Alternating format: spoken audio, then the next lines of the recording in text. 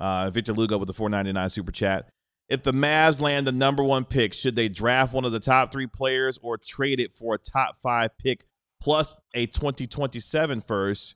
What's better for the Mavs' future, Bobby Carell? I've already said I would absolutely listen to every single trade offer any team had, with the goal of trading down 2 or 3 or even 4 or 5 spots and picking up some picks for the future. I would absolutely think about it. That's not to say that I would do it, but I'm listening to everyone. I am not locking myself into anything, to any scenario if they get the number 1 pick. Everything is for sale. I'm sticking in that. No, go ahead, Ron. Go ahead.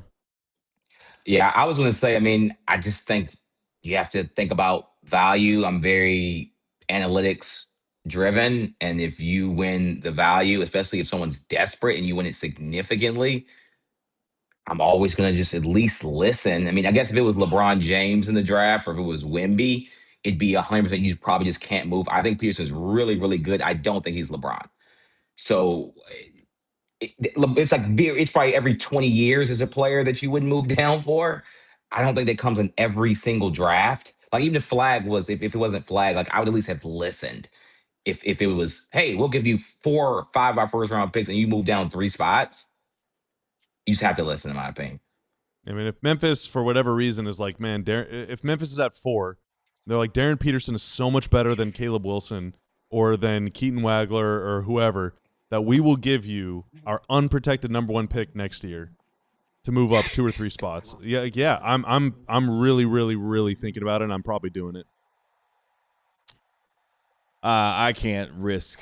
If you get the number 1 pick, that's the goal in this particular draft class. It's so good and so deep. Yeah, if it's so deep, then why do you need the number 1 pick? I want the best player of the best class in the last 20 years. But you don't know that he's the best player yet. That's the risk I'm willing to take. I got the number 1 pick. I'm willing to take that risk.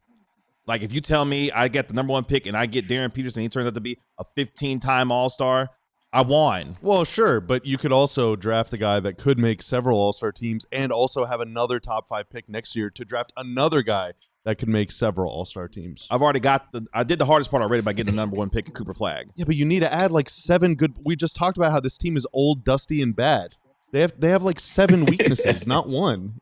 But you get younger with another number 1 pick, and you could get even more. You could get even more younger by getting another good pick next year. I'm taking the surefire thing right now, and then figure out the rest. Like you can't. To me, you just can't pass up on that. Take the surefire thing now and figure out the rest later. I just don't think that anyone in this class is just head and shoulders above everybody else. There's too many good players. There's way too many good players. If you can trick a team into believing that's the case, yeah, there's so many good guys. If I can get another top 5 pick, dude, hell yeah, I'm doing that. No questions asked. No questions asked. Or like if OKC calls, because which one do they have? The Clippers one? Let's say the Clippers somehow jump up to like 4 and the Mavs win the lottery, and OKC's like, we'll give you the 4th pick and like 8 future first rounders to move up to number 1. You're going to say no to that? I say yes immediately. Like that's hell yeah. It's just so many. It's just so many good guys. You get so much power. You're like the Emperor. Whenever Anakin chops off Mace Windu's hands, you're like, oh my God, just someone had presented you that offer last year with Cooper Flagg was number 1? I wouldn't. Well, I would have thought about it, but there's a difference between last year when the drop off from Cooper to whoever was perceived to be like versus this year. It's like Yeah, Cooper to Khan was a very big drop off, at least in like prospect rankings, and that's like who would have been the 4th. I think he went 4th last year. Now, maybe the gap between Coop and Bailey is much wider than between Peterson and Flemings, basically. Victor Lugo with a $1.99 super chat. Do the Celtics regret trading down in 2017? They sure don't. Now, I think the other pick they got back, and it ended up being kind of nothing, right? Yeah, I looked. I don't remember what it was, but it was nobody. It was what? Ron? I said nothing burger. Okay. When we looked it up, it wasn't anything noteworthy. So yeah, and that's a classic case again. If there's a guy that you believe in and you know that he's going to be there, hell, I don't have to use the Celtics. I use the Dallas Mavericks. They believe that Luka was the guy. Well, they traded up though. That's what I'm saying. They traded up. They believe that Luka was the guy, so they're going to go trade up to go get their guy. And Romeo Langford. Romeo Langford. But like also there were other moves that made Garbage that also because of that trade. So still. Gotcha. Yeah, no, on the opposite end of that Luka trade was the Hawks trading down to take Trey. But the thing is, the Hawks, I mean, regardless of what is said, the Hawks probably wouldn't have taken Trey at 3, but they probably just would have traded down with someone else so that they could have gotten Trey. Yeah. Because reportedly, they just really liked Trey a lot. And so they traded down. And now Trey ended up being a great player, All-NBA, right? I mean, several All-Star teams. Obviously not as good of a player as Luka, but Luka was just not a guy that they wanted to take. Trey was the guy they wanted to take. If they wouldn't have traded down with the Mavs, they probably would have traded down with someone else. And that trade, obviously the Mavs won it, but the Mavs traded in a top, 5 protected pick to the Hawks, I think, in that deal. And if they would have got someone better than Cam Reddish, the Hawks probably would have been like, we can live with this. But they got Cam Reddish. And so... And Atlanta fans love Trae Young. Like, I know, like, from an NBA perspective, people like, oh man, they lost Luka. If you're somebody from Atlanta, Georgia, Trae Young is your guy. Like, I don't think it's like, oh man, we just really messed up. The city like literally loves him. Like Stein said, he's the greatest player since Dominique Wilkins. Like I don't think that they regret the move at all. Now, sadly, Cam Reddish was supposed to be like a guy, and he just sadly was just a terrible player. And it's really just sad. He was supposed to be a really good player, but he ended up being the worst out of that Zion, RJ Barrett, and Reddish, and I think Tyus Jones actually crew. And that's the danger, Class of St. Lawrence with the $1.99 and Super Chat, trading down to get more picks.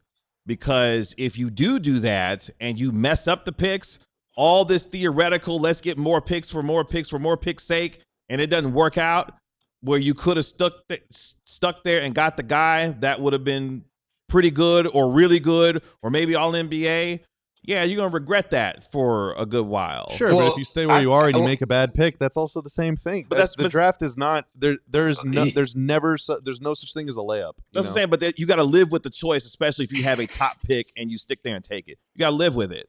All this theoretical. Likely. Yeah, go ahead. My only thing is, like, if you were going to mess up the pick, you weren't going to win the championship anyway because you weren't going to get your job. So, like, more than likely, if you trade down and you can't use the assets to win, then you probably were never going to win anyway. Like, more likely, if the Spurs trade down and a team that we know is a good front office, the OKC trades down, you probably think that they're going to win this more times than not because you believe in their front office to use those assets to get better. Now, if the Wizards trade down and they mess up, you're like, oh, well, no matter what happened, it was the Wizards. Their process is bad. If you believe that your team has bad process and you're just like nervous, I understand that. Like, but in that case, they probably weren't going to win anyway. Even if they take the best player, they're still not going to win because the team infrastructure is bad in the first place. That's why if you have the opportunity to get one of the best picks, you take the player, I think, because now at least you eliminate some of those potential mess ups down the road because you gave yourself the best chance with the information that you had at the time to take what may have been the best player available. But every process is different for every team. They got to make that calculation. Sheldon Fennell with the $19.99 super chat. Oh, big one. Don't need the number 1 pick unless you want ultimate leverage over the league. You just need the best fit next to Coop, Max, Lively. Oh, I hope so. And Kyrie. I mean, there's a lot of hopium in that, honestly. Not sure AJ Dybantsa or Cameron Boozer is the best fit. Mavs need creators that can shoot. Hello, Darryn Peterson. Yeah, I'm not sure. I'm not sure that. Well, I need to spend more time actually watching these guys and really like thinking about this. I don't know about Coop and Boozer as fit. I just don't know. I don't know. Maybe it's great fit. I don't know. I need to spend more time thinking about this. But yeah, as far as qualities that you need, Dybantsa is a great shot creator for himself. He's getting better as a playmaker. You know, his assist numbers are way up lately. He's starting to process the game, I think, at a higher level. But yeah, Peterson is definitely the best individual shot creator, and he plays guard, whereas those two guys are forwards. So, you know, it's different. But yeah, the number 1 pick is great just because you get to determine what happens. You get the choice, you know, and you can play ball. It could also turn out, again, 3 months from now, it could be that one of these other dudes ends up being the best player in the draft. Who knows? Who knows? Who knows? And I think that's the interesting part with Peterson is that not only is, let's just go for the sake of conversation, not only is he, quote unquote, the best player in this year's class, he's also at a real position of need for this team in particular. So now you get the best of both worlds, theoretically the best player in the class at a position that you desperately need. And if you believe in Peterson to take the chance on him despite whatever you feel like the medicals or whatever it is, and you go with that, you could potentially hit a home run there.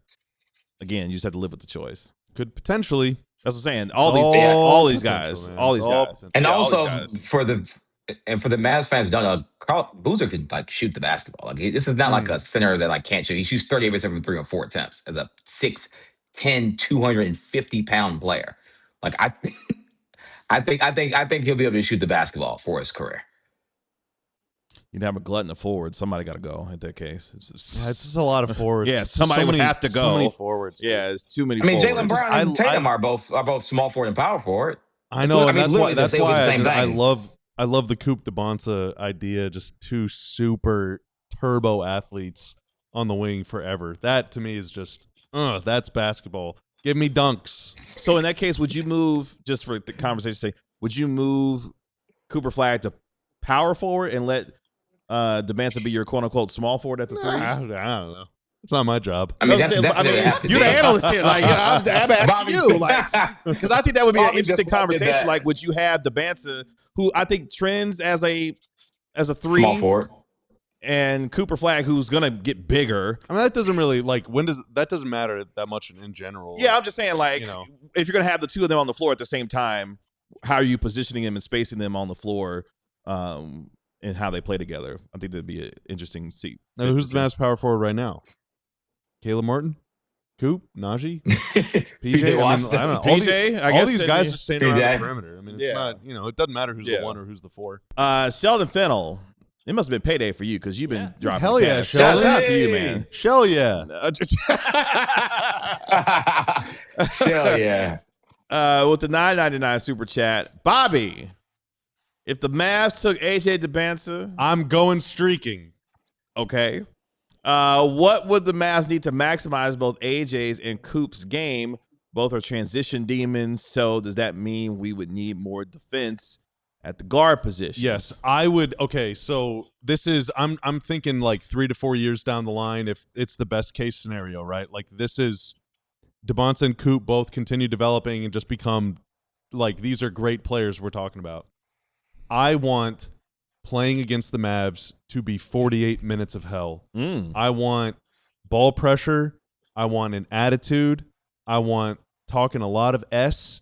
I want running down the floor, dunking, roaring, spamming emotes, growling at home and on the road. Like, I want this team to be a team of demons, a team of jerks, a team of dogs. Like, that I want the Mavs to be. I want you to be kind of like freaked out and disturbed by playing the Mavs.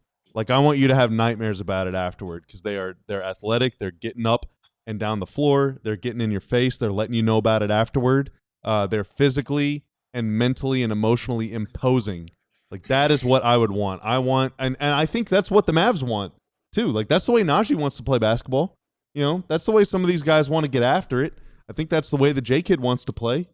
Like, let's go, man. Let's just go out there, be a bunch of freaks, and fly all over the place and make your life suck for the next 2.5 hours.